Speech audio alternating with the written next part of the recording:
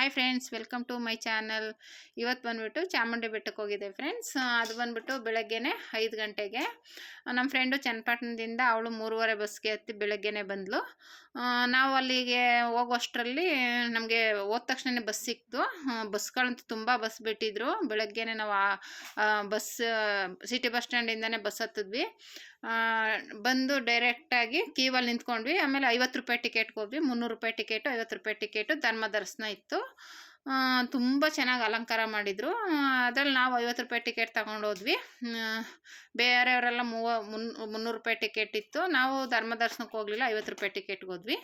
ಅದರಲ್ಲೂ ಜನ ಜಾಸ್ತಿ ಇರಲಿಲ್ಲ. ಬೆಳಗ್ಗೆನೆ ಹೋಗಿ ಬೇಗ ಕ್ಯೂವಲ್ಲೇ ನಾವು ಒಂದೇ ತಾವು ಸ್ಟಕ್ಕಾಗಿ 1 ಅವರ್ 1.5 ಅವರ್ ನಿಂತ್ಕೊಂಬಿಟ್ಟಿದ್ವಿ. ಆಮೇಲೆ ಅದು ಮೂವ್ ಆಗಿದ್ದು. ಅಷ್ಟಕ್ಕೆ ಮಳೆ ಬೇರೆ ಹಿಡ್ಕೊತು. ಅಲ್ಲೆದಾರು ನೋಡಿದ್ರೆ ನಿಮ್ಗೆ ಗೊತ್ತಾಗ್ತಿರ್ಬೋದು, ಮಂಜು ಅಷ್ಟು ಚೆನ್ನಾಗಿತ್ತು.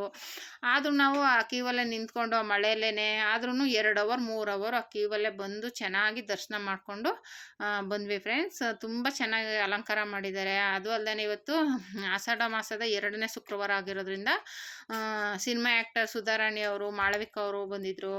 ಅದನ್ನು ಅವ್ರೂ ನೋಡಿದ್ವಿ. ಏನೋ ಒಂಥರ ಖುಷಿ ಆಯಿತು. ಆಮೇಲೆ ಊಟನೂ ತುಂಬ ಚೆನ್ನಾಗಿತ್ತು. ಕೇಸರಿ ಬಾತು, ಪೊಂಗಲ್ಲು, ಉಪ್ಪಿಟ್ಟು, ಒಂದು ಬೋಂಡ ಇವೆಲ್ಲ ಹಾಕಿದ್ರು ಫ್ರೆಂಡ್ಸ್. ತುಂಬ ಚೆನ್ನಾಗಿ ಮಾಡಿದರು. ಊಟ ಅಂತೂ 2 ಸಲ 4 ಸಲ ಕೇಳಿ ಬಡಿಸ್ತಾಯಿದ್ರು. ತುಂಬ ಚೆನ್ನಾಗಿತ್ತು ಊಟ ಮಾಡಿಕೊಂಡು ನಾವು ಆಮೇಲೆ ಮೈಸೂರಿಗೆ ಬಂದು ಶಾಪಿಂಗ್ ಮಾಡಿಕೊಂಡು ಆಮೇಲೆ ಬಂದ್ವಿ friends. Thank you for watching friends.